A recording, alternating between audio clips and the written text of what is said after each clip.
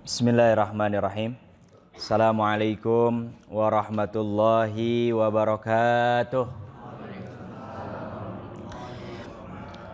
Alhamdulillah. Alhamdulillahilladzi bi ni'matihi tatimmus shalihat. Wassalatu wassalamu ala sayyidi sadat wa ala alihi wa ashabihi ahlul fadaili wal karamat. Raditu billahi rabba wa bil islami dina wa bi muhammadin nabiyya wa rasula. Subhanaka la ilma lana illa ma 'allamtana innaka antal alimul hakim. Amin ya rabbal alamin. Summa amma ba'du. Alhamdulillah wa syukurillah, Bapak Ibu jamaah sekalian yang dirahmati Allah Subhanahu wa taala. Pertama-tama kita bersyukur hari ini ada di bulan Syawal, ya. Padahal kemarin baru kita melewati bulan Ramadan. Begitulah hidup. Ini kita akan diputar, berjalan terus pada waktunya. Semua tentu kita akan meninggalkan dunia ini. Makanya kita bersyukur, dan bersyukur dalam Islam bagian daripada apa? Ibadah. Dan yang namanya ibadah insya Allah ada pahalanya, ya. Salawat dan salam kita perbanyak bacakan kepada Nabi kita, Nabi Muhammad sallallahu alaihi wasallam. Mudah-mudahan selama kita hidup Allah berikan kita kekuatan istiqomah.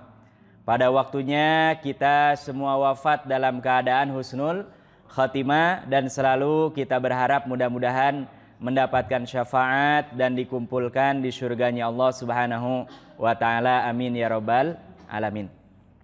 Kita akan melanjutkan kembali membaca kitab Nihayatul Alam Asyratus Sa'atis Sughra wal Kubra, yaitu tentang peristiwa hari kiamat dan tanda-tandanya, ya. Dan ini kita pelajari karena bagian daripada rukun iman kita. Di antara ciri-ciri orang yang beriman, yakin seyakin-yakinnya akan adanya apa? Hari kiamat, ya. Dan sebelumnya sudah kita bahas banyak sekali ayat-ayat Al-Quran yang menceritakan, membahas tentang hari kiamat. Di antara ciri-ciri tanda-tanda hari kiamat nomor 35 kata pengarang kitab ini, adamul mubalati bimasdaril mal, tidak memperdulikan akan sumber harta, ya. Jadi orang sudah tidak mikir lagi hartanya ini dari mana, milik siapa, untuk apa, udah nggak mikir, ya. Min haramin am min halalin, baik sumber harta itu sumbernya dari yang haram ataupun dari yang apa? Halal, sama saja, ya. Jadi harta yang halal, harta yang haram orang sudah nggak milah-milah lagi, ya. Yang penting kita bisa punya harta, masya Allah, ya. Ini kira-kira sudah terjadi apa belum? Sudah terjadi lama, akan terus terjadi, ya, sampai nanti memang terjadinya hari kiamat, ya. Padahal dalam Islam orang boleh punya harta apa enggak? Boleh. Tapi yang penting dari mana sumbernya, yang kedua untuk apa dia gunakan. Jadi nanti semua kita, kata Rasulullah sallallahu alaihi wasallam, kakinya tidak akan bergeser kecuali ditanya tentang 4 hal. Dan di antara pertanyaannya adalah tentang hartanya. Dari mana dia dapatkan, untuk apa dia gunakan, ya. Jadi ini kita kalaupun tidak termasuk ke dalam tanda-tanda hari kiamat yang kecil ini, tidak memperhatikan harta kita, harus perhatikan kalau yang punya harta banyak, selain sumbernya untuk apa, ya. Karena sumbernya benar, nanti menginfakkan yang gak benar, ini juga bisa bermasalah, ya. Umpamanya ada orang pengusaha, hartanya halal, tapi dia menginfakannya tidak untuk kebaikan, amal soleh, ya. Apalagi nauzubillah untuk apa? Perbuatan yang sifatnya maksiat dan dosa, ya. Ini bisa menjadi malapetaka. Dan ini Bapak Ibu yang dirahmati Allah Subhanahu wa taala, kata pengarang kitab ini, wa qad waqa'a hadza fi zamanina. Dan hal ini sungguh telah terjadi di zaman kita dan sebelum kita, ya. Dan ternyata ini sudah diisyaratkan oleh Nabi kita, Nabi Muhammad sallallahu alaihi wasallam, dalam hadis yang diriwayatkan oleh Imam Bukhari, ya. Dan apa yang diprediksi disampaikan oleh Rasulullah, kalau hadisnya sahih pasti terjadi. Ya, kita nggak perlu nanya, nggak perlu menyaksikan, nggak perlu menggunakan banyak teori. Yang disampaikan oleh Rasulullah Sallallahu Alaihi Wasallam, kalau hadisnya benar pasti akan apa? Terjadi. Termasuk Bapak Ibu, di antara kelemahan umat Rasulullah Sallallahu Alaihi Wasallam yang didakwahi pada saat itu, orang-orang Quraisy itu mereka tidak percaya akan adanya apa hari kiamat. Kenapa? Karena yang namanya kiamat ini kan kejadiannya entar, ya kan? Dan sesuatu yang terlihat langsung oleh mata kita, yang kita rasakan dengan yang belum terjadi lebih mudah mana mempercayainya. Nah, yang terjadi langsung kelihatan, ya. Nah, tapi ini kata Rasulullah dalam hadis yang diriwayatkan oleh Abu Hurairah, anna Nabiyya sallallahu alaihi wasallam, sesungguhnya Nabi Muhammad sallallahu alaihi wasallam qala, beliau bersabda. Apa kata beliau? La yatiyanna, sungguh betul-betul akan datang, ala nasi, atas manusia, zamanun, suatu zaman, suatu masa, la yubalil mar'u, di mana seseorang tidak memperdulikan bima akhazal mal, dengan cara apa dia mendapatkan harta. Amin halalin amin haram, apakah harta itu dari sumbernya yang halal atau sumbernya apa? Yang haram. Ya, nah ini makanya kita pastikan yang namanya harta dalam Islam yang penting berkah. Ya, sedikit berkah insya Allah bermanfaat. Tapi banyak gak berkah, apalagi nauzubillah Spanyol. Apa Spanyol Bapak Ibu? Separuh nyolong. Nah, jangan berharap itu. Ya, ini banyak. Silahkan, kita mungkin pernah merasakan. Saya ada dosen yang dia menceritakan. Jadi dulu penghasilannya itu ada istilah saku kanan saku kiri. Ya, jadi kalau yang sumbernya benar dia masukkan ke saku kanan. Kalau yang sumbernya nggak benar dia masukkan apa? Kiri. Jadi dia bikin proyek apa, dimanipulasi. Akhirnya dia berjalan, uangnya banyak. Tapi apa? Hidupnya nggak tenang. Pernikahannya tiba-tiba cerai. Anaknya susah diatur. Ya. Kemudian hartanya banyak tapi tidak memberikan apa? Kepuasan, yang ada malah apa? Merasa berkurang. Subhanallah. Akhirnya apa? Dia sadar, dapat hidayah Allah, tinggalkan itu. Ya, dia tinggalkan main-main seperti itu, dia bekerja biasa, dan alhamdulillah selalu ada cara Allah Subhanahu wa taala untuk memberikan apa? Keberkahan, ya. Dan bahkan beliau termasuk menulis buku menceritakan di Sulawesi ada suami istri namanya dua-duanya Andi. Ya, dan Departemen Agama setiap tahun bikin program keluarga paling sakinah, gitu, cari orang. Dan di antara standarnya mereka bukan orang-orang yang dikenal, familiar, bukan. Ya. Ini ada pasangan suami istri, Pak Andi dengan Bu Andi. Nah, ini jangan kaget ini.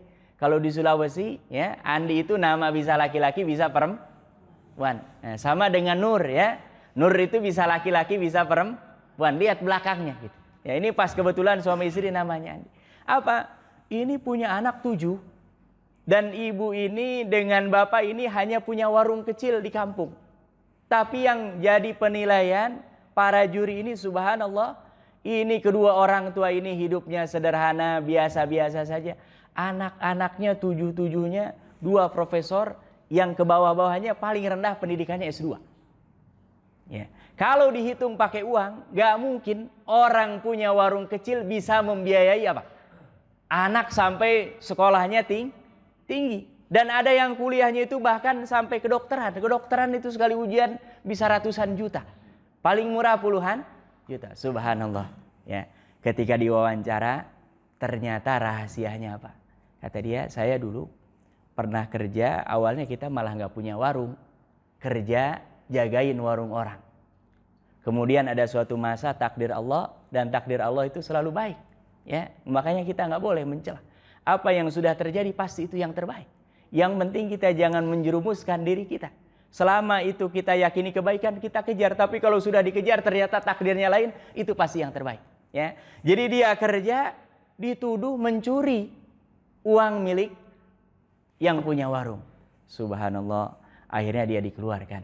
Nah, justru dari situ ada hikmahnya, dia bikin warung sendiri. Ya, dan ternyata kata dia jawabannya, wallahu taala alam, saya tidak tahu kenapa anak-anak saya bisa pendidikannya tinggi-tinggi. Yang mungkin bisa jawab, kata istrinya, kami berdua punya komitmen tidak pernah ada satu suap pun yang masuk ke mulut anak-anak kami kecuali dipastikan sumbernya apa? Halal. Ya, jadi nggak usah berpikir-pikir orang kenapa sih mencuri, korupsi. Kan dia mikir nanti anak saya kalau kuliah bayarnya dari mana? Nanti, ya, seolah-olah orang ini tidak punya siapa? Allah, ya kan? Kita nggak punya uang kan ada beasiswa. Kita nggak punya apa-apa nanti Allah itu tangannya banyak, tentaranya banyak, yang kelihatan banyak, yang nggak kelihatan jauh lebih banyak. Sehingga apa? Kita hidupnya akan apa? Tenang, nggak senggol kanan, senggol kiri. Ya, tapi kalau orang ini, ya, yang sumber hartanya daripada yang haram, itu pasti sebelum nanti dia akan mendapatkan balasan di akhirat, di dunia saja hidupnya pasti apa? Nggak tenang. Ya, nah, makanya nih pastikan saya mengajak, terlebih ini di masyarakat kota ada kecenderungan semakin kesini semakin hedonis. Kita ini sebetulnya bukan nggak cukup, memang nggak akan pernah cukup urusan harta. Kita harus membentengi diri, tahu di mana kadar kemampuan kita. Nggak mampu beli mobil, nggak usah ngambil mobil. Hanya mampunya jalan kaki sudah.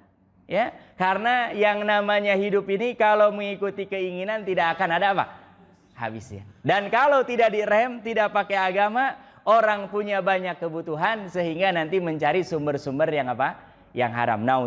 Nauzubillah. Ya, makanya kita berharap mudah-mudahan ya kita semua Allah berikan rizki yang halal, yang berkah, ya, yang banyak. Kita juga mintanya yang apa? Banyak, tapi banyak sedikit itu ukurannya relatif, ya.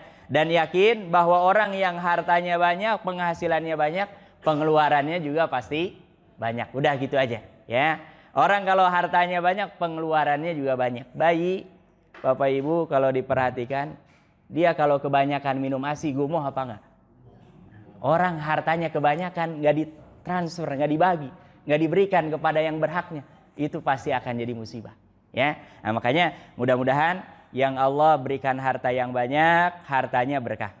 Yang memang masih sedikit, terus berusaha dan jangan pernah coba-coba mencari dengan cara yang tidak dibenarkan oleh siapa? Allah Subhanahu wa taala, ya. Dan ini termasuk tanda-tanda di antara tanda-tanda hari kiamat, ya. Ini tanda yang ke-35. Tanda yang ke-36, an yutakhadzal fai'u duwalan. Yaitu ketika fai, harta rampasan yang diambil, sumber kekayaan yang ada di sebuah negara itu dimonopoli oleh orang-orang tertentu. Nah, ini udah terjadi apa belum? Nah, ya, di mana-mana. Ya, apalagi sekarang kebetulan kita hidup di mana ekonomi dunia yang memimpin kapitalis. Kalau kapitalis sesuai dengan namanya kapital besar. Jadi yang kecil-kecil ini jangan berharap kecuali memang ada keajaiban. Dan ini kita orang-orang beriman harus mengharapkan keajaiban dari Allah. Karena kalau secara logika nggak mungkin. Saya kadang-kadang bingung. Orang kalau minjem biasanya karena butuh. Ya. Tapi Bapak Ibu kalau sekarang datang ke bank, kita lagi butuh, minjem, kira-kira bakal dikasih apa enggak? Susah. Itu dilihat dulu, ini dia. Orang kalau dia duitnya banyak ngapain minjem? Ya. Tapi justru orang yang perusahaannya besar, uangnya banyak, kalau minjem datang, coba dilihat, oh ini ada, langsung di ACC. Tapi kalau orang nggak punya riwayat, track recordnya malah nggak bisa. Padahal logika sederhananya harusnya orang minjem itu karena apa? Butuh. Kalau nggak butuh untuk apa dia minjem? Tapi ini sudah dibalik-balik ini, ya. Ini akan ada pada waktunya, ya, dan ini sudah terjadi dari dulu sampai sekarang yang akan datang. Makanya tugas kita adalah menghindar. Kalau ada keburukan kita tahu, kita hindari. Kalau ada kebaikan kita tahu, sebisa mungkin kita amalkan, ya. Apa itu al-fai? Ma yagnamuhul mujahiduna min malin wa ghairihi, yaitu harta yang diambil oleh para mujahidin ketika mereka berperang khususnya. Ya, min ghairi qitalin, hanya bedanya kalau ghanimah terjadi peperangan, baku hantam. Kalau ini kita mengajak mereka melawan, Ternyata setelah dilawan mereka kalah. Itu ya. Tapi mereka tidak melakukan apa penyerangan. Ini disebutnya ghanimah. Imma biharbil adu. Boleh jadi karena musuhnya ketika mau diserang tiba-tiba mereka kabur. Jadi nggak jadi perangnya. Wastislamihi, atau mereka ketika mau perang lihat kaum muslimin ini banyak, ini kita pasti kalah, mereka menyerah. Ya. Wa nahwi dzalika, dan hal-hal yang lain ini disebutnya fai. Ya. Sebagian ulama memperlebar maknanya termasuk sumber daya alam.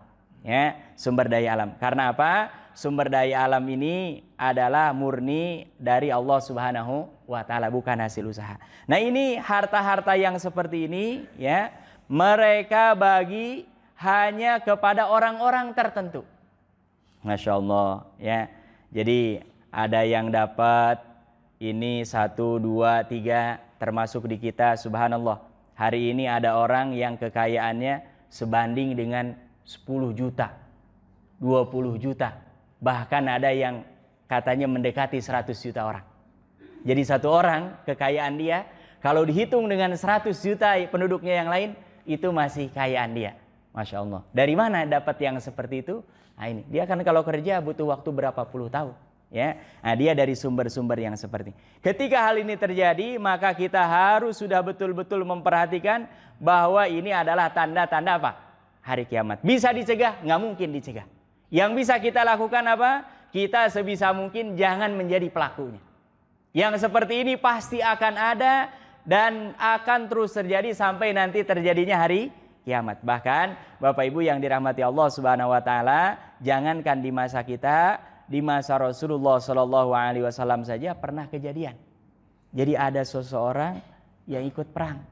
Begitu harta ghanimahnya dikumpulkan, dia ngambil duluan. Ya, nah ini nggak boleh nih. Ya, jadi yang namanya ghanimah dibagikan, bukan kita ngambil sesuai inisiatif. Oh, kayaknya jatah saya sekian. Ya, dan tiba-tiba orang ini mati. Kemudian kata Rasulullah, orang ini nanti tempatnya di mana? Di neraka. Orang ini nanti tempatnya di neraka. Para sahabat bingung, Rasulullah dia ini mujahidin, dia ini ikut perang, dia bahkan mereka mengira termasuk orang yang soleh. Ternyata Rasulullah mendapatkan informasi orang ini mengambil apa harta ghanimah sebelum dibagikan. Gitu ya. Nah, jadi ini nggak boleh ya. Orang kalau ada fai, ada ghanimah dibagikan sesuai dengan jatahnya, tidak boleh mengambil lebih daripada apa yang sudah digariskan oleh Allah Subhanahu wa taala. Makanya dalam bab harta termasuk warisan, saya mengingatkan ya, biasanya yang anak-anak pertama paling tua ini diamanahi untuk membagikan, harus amanah. Ya, saya sering mendengar keluhan ada kecenderungan anak-anak pertama itu menguasai harta. Nggak boleh. Dalam Islam itu kalaupun kita diamanai hanya untuk membagikan saja, semua sudah ada jatahnya, Allah yang memberikan. Ini fulan sekian, ini fulan sekian, kita ini dapat jatahnya ini. Ya, nah, sebagian ada mereka yang ingin memonopoli karena seolah-olah saya kan anak paling besar, saya kan yang ngurus. Nah, kecuali ada wasiat boleh. Tapi selebihnya kalau tidak ada wasiat daripada orang yang meninggal, maka hak orang ini sama seperti hak yang lain, yaitu sesuai dengan yang sudah digariskan oleh Allah Subhanahu wa taala dan Rasulullah sallallahu alaihi wasallam. Dan ini juga disampaikan oleh Rasulullah sallallahu alaihi wasallam dalam hadis yang diriwayatkan oleh Imam Tirmidzi ya, dan hadis ini diriwayatkan oleh seorang sahabat juga yang bernama siapa? Abu Hurairah radhiyallahu taala anhu. Apa kata Abu Hurairah? Annan Nabiyya sallallahu alaihi wasallam, sesungguhnya Nabi Muhammad sallallahu alaihi wasallam qala, beliau bersabda, idza tukhidal fai'u duwalan. Ini kata Rasulullah di antara tanda-tanda hari kiamat adalah ketika al-fai' itu dimonopoli oleh segelintir orang. Ya, makanya ini kita jangan suka memonopoli. Hidup yang paling indah itu hidup yang kita senang berbagi. Orang yang memonopoli itu hidupnya tidak akan indah. Karena hidup ini kita akan indah, bahagia ketika di sekeliling kita juga merasakan kebahagiaan. Tapi kalau di sekeliling kita mereka menderita, kita bahagia sendirian pasti juga nggak akan enak. Ya, nah ini mudah-mudahan tidak terjadi dengan kita. Kemudian yang selanjutnya, ini juga yang berbahaya, makanya dalam Islam sebisa mungkin orang jangan mencari jabatan. Tapi kalau diamanahi, ditunjuk sebisa mungkin harus amanah. Ya. Apa di antara tanda-tanda hari kiamat? Kata pengarang kitab ini, yang ke-37, antakunal amanatu magnaman. Ketika orang-orang menjadikan amanah jabatan itu sebagai ghanimah. Ghanimah itu artinya sumber penghasilan. Ya, saya agak merenung. Kenapa banyak pengusaha mau jadi pejabat? Padahal saya hitung itu gaji bupati berapa, wali kota berapa. Ini dia udah lewat ini jauh kemana-mana. Dia sekali dapat proyek saja nggak perlu senggol kiri, senggol kanan. Ternyata apa? Magnaman. Dia ingin apa? Security aset. Asetnya supaya dijaga bahkan apa? Nambah. Makanya jarang ada orang yang jadi pejabat hartanya malah turun. Yang ada apa? Naik. Kenapa? Dia kalau jadi apa? Oh ini bisa rekomendasi ini. Bisa. Masya Allah. Ya. Nah ini nggak boleh. Ya. Justru kalau bisa orang kalau punya perusahaan dia jadi pejabat kasih perusahaannya orang urusi. Dia fokus kepada apa? Jabatan. Ya. Jadi apa? Justru orang yang punya jabatan dikasih amanah dapat pahalanya bukan harta, tapi pahalanya apa? Banyak orang yang terbantu. Sehingga nanti di hari kiamat dia akan ditolong oleh Allah Subhanahu wa taala. Ya. Nah, ini berat ini, ya. Tapi kita dari skup yang paling kecil harus mempraktekkan. Jangan sampai kita berlomba-lomba ingin mendapatkan kedudukan karena tahu ada apa? Ghanimah. Ya, ada ghanimah, ya. Apa? Amarallahu ta'ala, Allah subhanahu wa ta'ala memerintahkan bihifdil amanah, untuk menjaga amanah, waraddiha li ashabiha, dan menyerahkan amanah ini kepada mereka yang layak memampunya. Ya. Apa kata Allah subhanahu wa ta'ala di surah An-Nisa ayat ke-58? Innallaha ya'murukum an tu'addul amanati ila ahliha. Sesungguhnya Allah memerintahkan kepada kalian untuk menyampaikan amanat itu kepada mereka yang apa? Ahlinya. Ya. Jadi kalau kita nggak ahli ditunjuk mundur aja. Ya, caranya gitu. Bapak Ibu, kalau kita umpamanya orang menganggap kita ini mampu, padahal kita tahu diri nggak mampu, lebih baik nggak usah. Ya, karena ada orang yang dianggap mampu, ternyata dia nggak mampu, sehingga ujung-ujungnya, lah ini orang baik aja malah. Nah, itu nggak boleh. Makanya kalau kira-kira kita nggak mampu, orang menganggap bahwa kita ini mampu, lebih baik bilang dari awal, saya nggak sanggup. Ya, apalagi ditunjuk. Daripada umpamanya nanti maju, ternyata subhanallah mendatangkan madorotnya lebih baik daripada apa? Maslahatnya. Ya, nah, makanya ini kita harus betul-betul ya menghindari hal ini. Karena apa? Yang namanya amanat itu pertama adalah taklif, itu adalah beban. Walaupun di satu sisi adalah tasyrif, itu adalah kemuliaan. Ya, karena umpamanya yang jadi presiden di negeri ini hanya berapa orang? Satu, ya kan? Berarti orang-orang yang terpilih, ya kan?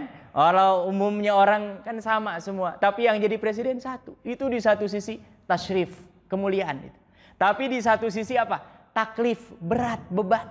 Berarti 250 juta penduduk negeri ini berharap akan mendapatkan kebaikan dari pemimpin ini, ya.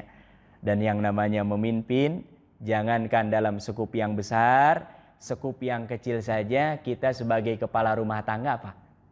Berat. Ya. Yang punya anak dua, anak pertama dengan anak kedua kadang-kadang keinginannya sama apa beda? Beda, ya kan? Kita untuk menempatkan adil saja kadang-kadang susahnya. Apalagi ini kebayang, kepalanya ada 250 juta.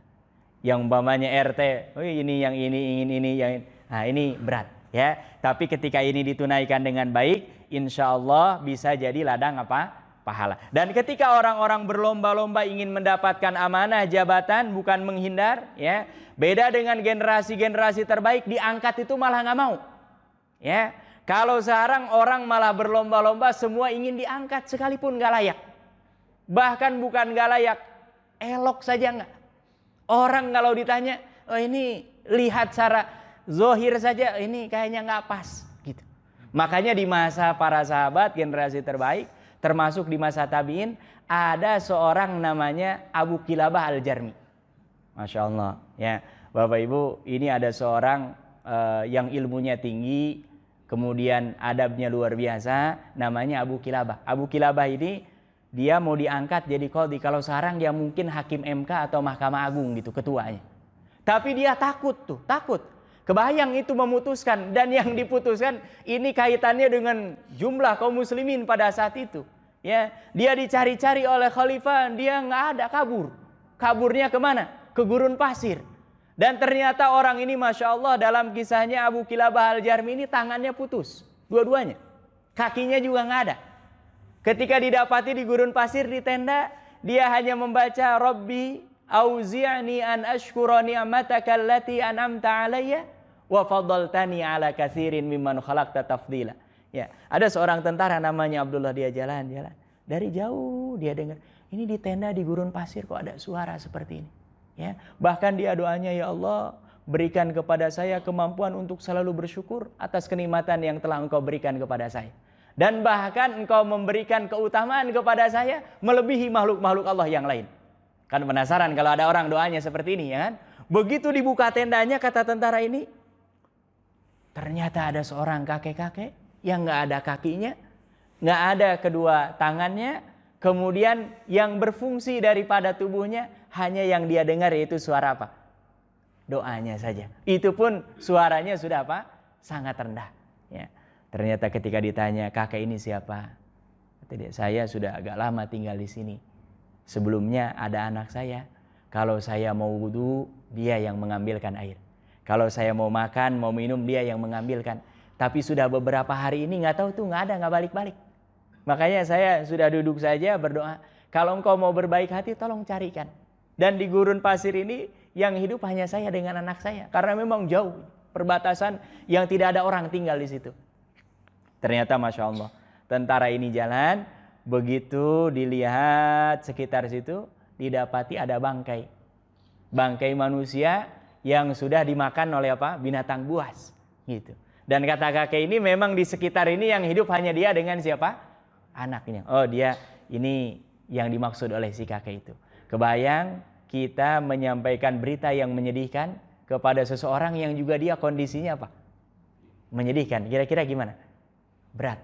Ya, makanya biasanya kalau ada yang meninggal nggak disebutkan kamu pulang, orang tuamu meninggal, nggak biasanya. Pulang, ada urusan penting.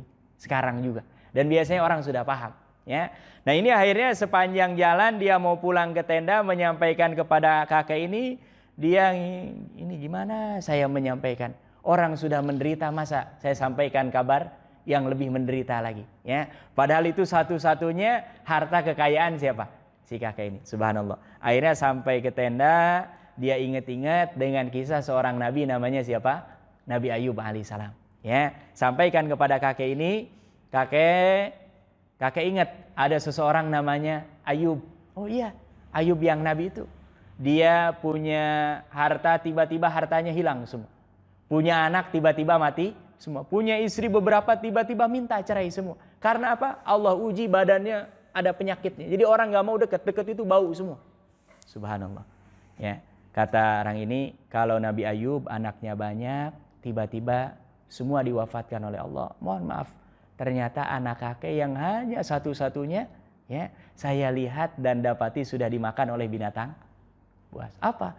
Yang diprediksi oleh orang ini, kakek ini bakal menangis. Justru malah dia apa? Rabbi auzi'ni an ashkura ni'mataka allati an'amta alayya wa faddaltani ala katsirin mimman khalaqta tafdila. Subhanallah.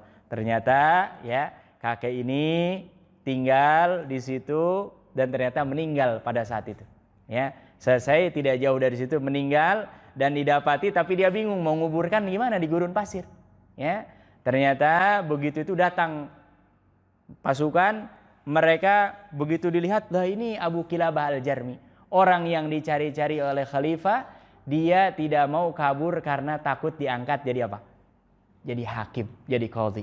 Ya, jadi ini orang kalau beriman justru kalau diangkat itu takut. Takutnya apa? Bukan jabatannya, tapi takut apa? Tidak amanah. Nah ini sekarang ada kecenderungan di mendekati hari kiamat, orang justru malah mencari amanat dan dijadikan sebagai apa? Ghanimah, sumber penghasilan. Gitu ya. Jadi orang bukan ingin menebar kebaikan sebanyak-banyaknya kepada orang, justru dia ingin menjaring keuntungan sesaat. Ya. Nah, ini termasuk tanda-tanda hari kiamat.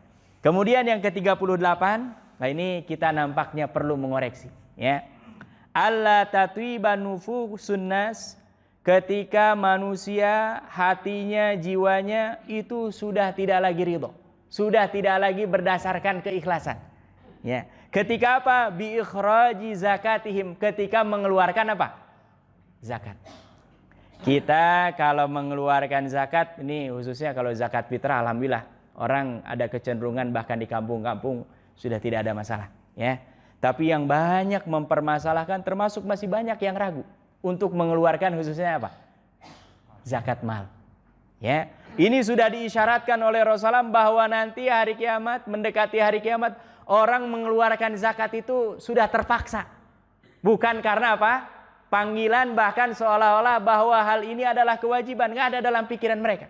Yang ada dalam pikiran, oh saya harus mengeluarkan zakat 2,5%. Berarti sebagian harta saya harus dibagikan kepada orang. Padahal ini hasil kerja saya. Masya Allah. Nah, ini jangan ini, ya. Tolong setiap kita Bapak Ibu, ketika ada kewajiban agama, yakin seyakin-yakinnya itu adalah cara yang terbaik, ya, termasuk harta. Karena apa? Orang kalau hartanya sudah melebihi batas dikeluarkan 2,5%, itu banyak apa sedikit? Sedikit, ya kan? Tapi yang sedikit ini kadang-kadang kita tuh masih, apalagi yang umpamanya hartanya triliunan, banyak juga kan? 1 triliun 2,5%-nya banyak juga itu. Kadang-kadang kalau nggak beriman, iya kita bangun usaha dari kecil, ya kan? Kemudian ini masa ini subhanallah, jangan. Ya. Nah ini akan ada pada waktunya, ini termasuk sekarang di Indonesia ini potensi zakatnya luar biasa. Potensi zakatnya luar biasa, tapi yang sudah terrealisasi itu kayaknya belum nyampe 10%. Jadi orang dihitung nih, yang beredar di Indonesia ini uang berapa, kekayaannya berapa, diprediksi kira-kira muncul angkanya sekian T gitu. Tapi yang sekarang yang sudah ada ke lembaga berbagai, dari mulai Baznas, dari mulai lembaga-lembaga sosial yang ada, itu nggak nyampe 10%. Ya. Dan ini kata Rasulullah, memang nanti mendekati hari kiamat itu orang mengeluarkan zakat tapi tidak dengan apa, sukarela. Bahkan seolah-olah apa? Dipaksa. Sampai mohon maaf, di negeri ini untuk mensiasati dan menyadarkan orang, ya, ada kebijakan, dan ini mudah-mudahan jadi amal soleh, ya. Jadi orang kalau mengeluarkan zakat itu nanti ada pengurangan untuk mengeluarkan pajak, ya. Jadi saya umpamanya sudah wajib pajak, tapi saya keluarkan zakatnya, itu nanti bisa mengurangi kewajiban mengeluarkan apa? Pajak kepada negara. Ya, itu sampai harus dirangsang seperti itu. Padahal yang namanya zakat itu kalau sudah nisab, sudah haul kewajiban. Jangankan dia menahan, kurang sedikit saja. Umpamanya harusnya yang dikeluarkan 50 juta. Ini hanya 40 juta, 9,900 rupiah. Itu yang hanya 1 rupiah saja itu dihutang nanti di hadapan Allah. Makanya kata para ulama kalau bisa apa? Dilebihkan. Makanya lihat budaya kita kalau mengeluarkan zakat fitrah. Itu rata-rata ada sedekahnya, ada infaknya, bahkan dilebihkan. Harusnya 2,3 kilo, 3 liter sekian itu, di 3,5 liter. Ini dalam rangka apa? Hati-hati. Karena yang namanya kewajiban kurang walaupun sedikit, itu tetap dianggap apa? Hutang. Ya. Ini bayangan orang berpuluh-puluh tahun, dia mendapatkan rizki dari Allah, dititipi amanah harta dari Allah, yang punyanya juga siapa? Allah, diminta dikeluarkan sedikit bukan untuk Allah, untuk hamba-hamba Allah, tapi juga dia tidak mau. Ya, nah, makanya ini kita yang sudah wajib zakat begitu mengeluarkan itu harus bahagia. Ya, jangan merasa apa terpaksa. Ya, kalau yang namanya bayar pajak sebagian memang rata-rata terpaksa. Ya, kalau umpamanya nggak diwajibkan oleh negara pasti nggak akan mau. Hanya bedanya zakat ini sebetulnya paksaan dari Allah. Hanya Allah ini Maha Rahman, Maha Rahim. Ya kan? Kita nggak mengeluarkan masih malah ditambah hartanya, dikasih hidupnya, masih punya anaknya, jabatannya dinaikin. Tapi ingat, ini yang namanya istidraj. Nanti di akhirat justru kita akan dapatkan azabnya langsung sekaligus dari siapa? Allah Subhanahu wa taala, ya. Jadi ini pastikan kita yang sudah wajib zakat jangan ada ketika mengeluarkan itu ngedumel, menggerutu, ya Allah, ini kenapa ya? Nah, jangan, ya. Dan ini ketika terjadi, maka ini salah satu di antara tanda-tanda apa? Hari kiamat, ya. Ini yang ke-38, 39. Nah, ini ya. Apa di antara tanda-tanda hari kiamat? Ta'allumul ilmi li ghairillah. Orang belajar menuntut ilmu tapi niatnya bukan karena Allah. Untuk apa? Supaya kalau debat dengan orang, oh ini keren. Supaya kalau di hadapan orang, oh ini di hadapan orang alim. Oh ini dia terpelajar. Oh ini dia pandai. Nah ini nggak boleh. Orang belajar ilmu harus dalam rangka untuk mendekatkan diri kepada siapa? Allah Subhanahu wa taala. Karena ilmu yang paling tinggi, yang paling baik adalah ma'rifatullah, tauhid. Dan orang kalau sudah dia ma'rifatullah, yang lain-lain itu hanya sarana-sarana saja. Ya. Tapi ada orang dari awal niat mencari ilmu supaya dianggap apa? Keren. Ya, supaya dapat penghargaan siapa? Orang lain. Makanya dalam Islam yang namanya belajar, menuntut ilmu itu dari semenjak kita lahir, semenjak kita sadar sampai nanti kita apa? Meninggal. Makanya Imam Ahmad bin Hanbal, beliau ini ilmunya kurang apa? Ya, sampai-sampai ada tukang roti yang saking baru dengar. Ada nama imam, dia ingin ketemu minta kepada Allah, dia sudah merasa yakin saya sudah nggak butuh apa-apa lagi. Semua yang dia inginkan di dunia ini sudah Allah kabulkan semua. Ya. Ada satu yang belum dia dikabulkan oleh Allah, yaitu ingin berjumpa dengan siapa? Imam Ahmad. Dan Imam Ahmad itu nggak dikenal. Beda dengan orang sekarang. Oh kalau ini muncul namanya di televisi, di foto-foto, di gambar-gambar. Orang dulu kan belum ada sarana seperti ini. Ya. Ini tukang roti ini baca istighfar terus. Dia selalu doa-doanya dikabulkan oleh Allah. Kecuali satu ingin berjumpa dengan siapa? Imam Ahmad. Ternyata subhanallah, Imam Ahmad ini termasuk seorang alim yang luar biasa. Beliau tiba-tiba ingin keluar dari kampungnya, dari rumahnya. Ya, keluar, dulu nggak ada hotel. Mampir ke masjid sholat maghrib. Zikir, sholat isya. Selesai sholat isya, dia niat, saya kalau diizinkan mau nginep aja di masjid. Gitu. Ternyata kelamaan ini ditepuk oleh penjaga masjidnya. Mohon maaf, ini di masjid kita memang aturannya tidak boleh apa? Nginap. Gitu, Masya Allah. Ternyata begitu keluar dari masjid, orang punya samping rumah di samping masjid itu dia bilang, udah nginep di rumah saya. Ya, dan ternyata orang ini hanya tukang roti. Jadi tiap malam ngadon roti, besok dijual. Tapi yang heran Imam Ahmad ini malam sambil ngadon roti, masukkan telurnya, masukkan gandumnya, astagfirullah, astagfirullah, astagfirullah, astagfirullah, astagfirullah. Dia baca terus itu, ya. Sampai Imam Ahmad besok ya subuhnya tanya, ini Anda ini sepanjang malam saya perhatikan yang dibaca istighfar. Ngadonan roti bacanya apa? Istighfar. Masya Allah. Apa faidah yang kau dapatkan? Apa kata orang ini? Saya alhamdulillah, di antara yang saya rasakan dengan memperbanyak baca istighfar, semua yang saya inginkan sudah Allah kabulkan kecuali satu. Saya ingin berjumpa dengan siapa? Imam Ahmad bin Hanbal. Ternyata ini orangnya yang nginep di rumah dia itu siapa? Imam Ahmad bin Hanbal. Cara Allah mengabulkan apa? Doa orang ini karena memperbanyak baca istighfar. Kemudian kata Imam, saya ini Imam Ahmad bin Hanbal. Jadi ini ternyata kenapa Allah tiba-tiba menggerakkan saya ingin keluar dari rumah. Jarang-jarang. Ternyata gara-gara tukang roti yang memang dia ingin berjumpa dengan siapa? Imam Ahmad bin Hanbal. Ya, jadi kita kalau belajar niatnya harus nawaitunya karena Allah Subhanahu wa taala. Dan yang namanya orang belajar kadang-kadang lama nggak dikasih. Ada orang baru ikut, ternyata kecerdasannya lebih Allah kasih. Nah, ini nggak perlu jadi bahan perbandingan. Orang yang sudah ngaji lama, belajar lama, baru dapatnya sedikit, insya Allah dia dapat pahala banyaknya dari lamanya. Tapi kalau ada orang yang baru, tapi kecerdasannya lebih, dia harus memanfaatkan, berarti ini diantara kelebihan yang diberikan oleh siapa? Allah Subhanahu Wa Taala, dan dua-duanya insya Allah dapat pahala. Ya, nah, ini orang banyak yang belajar tujuannya bahkan untuk tujuan-tujuan dunia. Nah, ini harus kita hindari, ya. Walaupun sebetulnya konsekuensi logisnya orang kalau ilmunya tinggi, dunianya insya Allah akan Allah angkat. Yang bedanya orang jadi sopir dengan yang disopiri itu rata-rata kalau dilihat serata pendidikan, ya kan?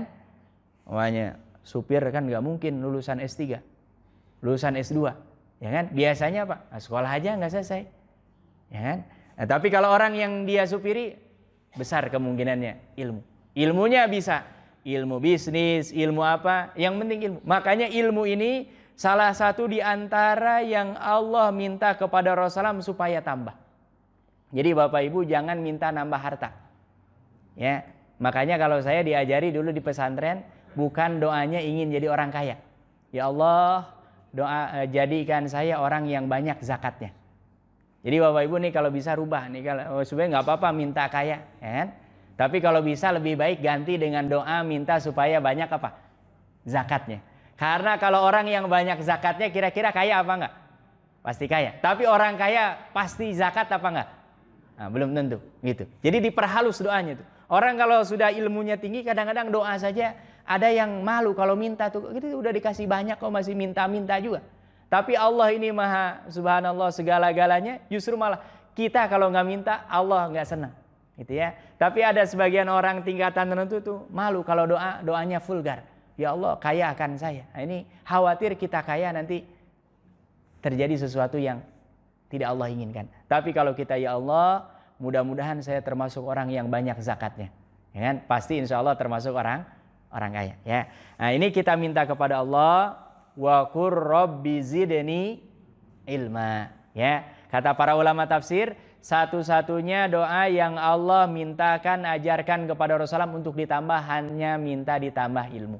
Dan orang yang ilmunya bertambah, insya Allah hartanya bertambah, kedudukannya bertambah, kemuliaannya bertambah. Yang penting jangan dari awal niatnya untuk mencari apa kesenangan dunia, ya. Dan ini dalilnya hadis Rasulullah Sallallahu Alaihi Wasallam yang diriwayatkan oleh Imam Tirmidzi dan kata beliau hadis ini adalah hasan sahih. Apa kata Rasulullah Sallallahu Alaihi Wasallam? Innallaha wa malaikatahu.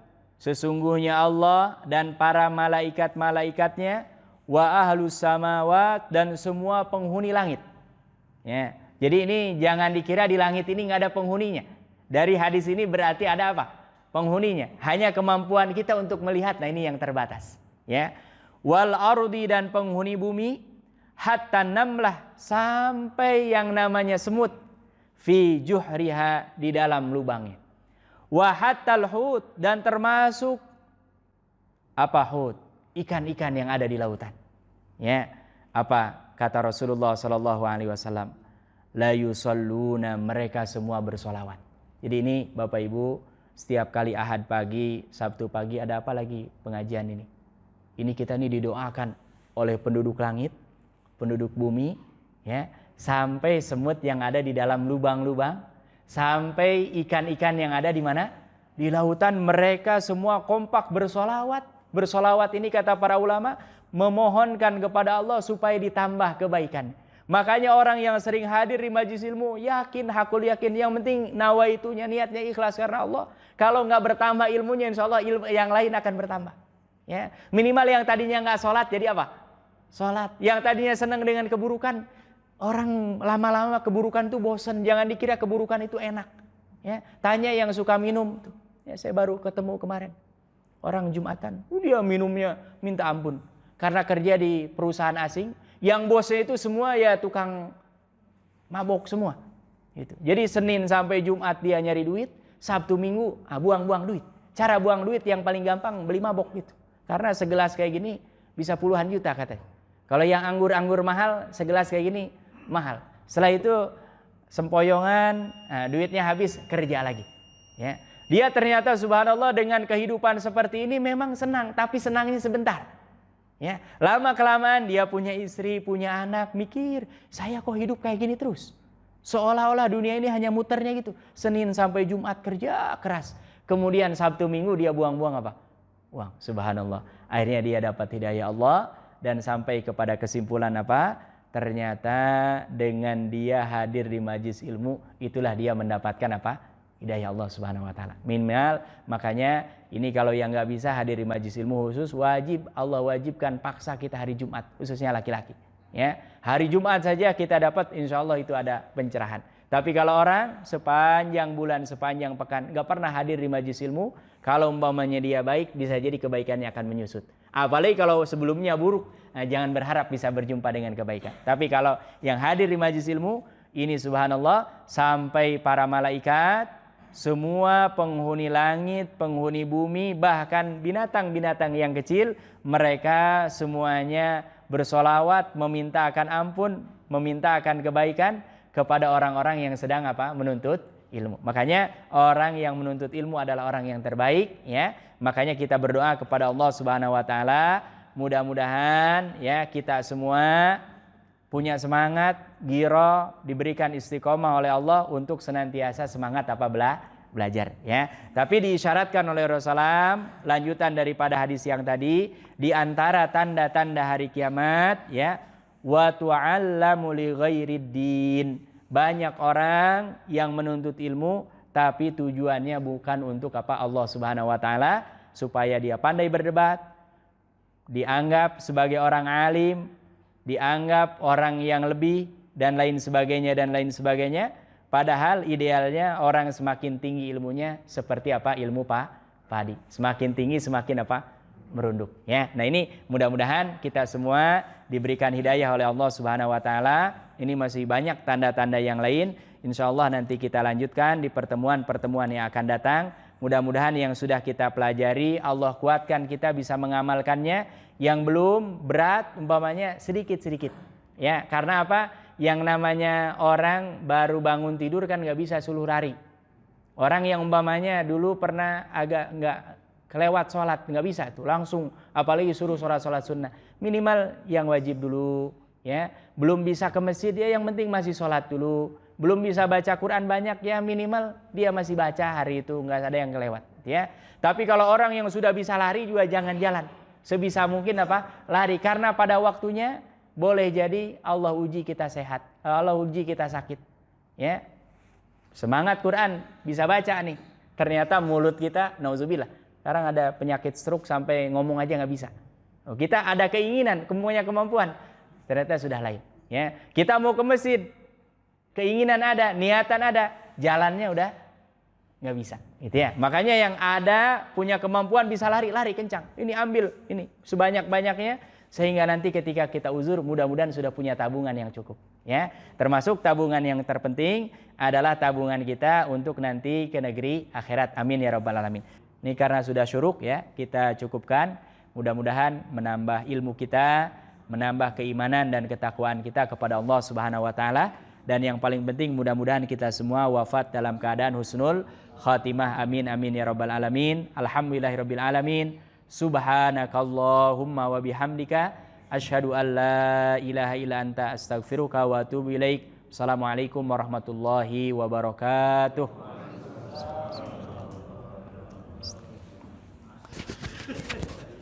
Alhamdulillah.